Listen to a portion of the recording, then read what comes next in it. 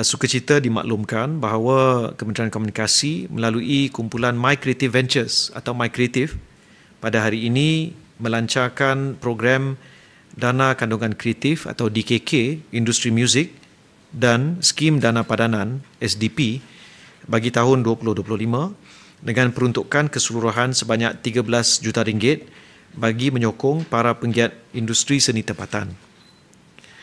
Sehingga kini, program DKK Industri Muzik telah menyalurkan 23 juta ringgit kepada 223 penerima memberi sokongan berdasarkan merit, kebolehlaksanaan serta potensi kebolehpasaran projek dalam usaha memperkasakan ekosistem muzik negara.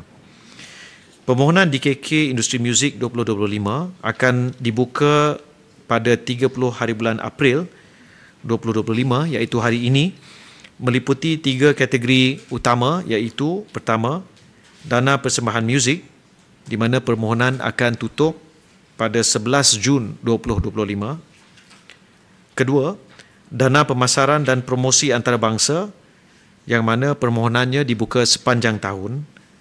Dan ketiga, dana pemasaran dan promosi domestik yang mana permohonannya juga dibuka sepanjang tahun.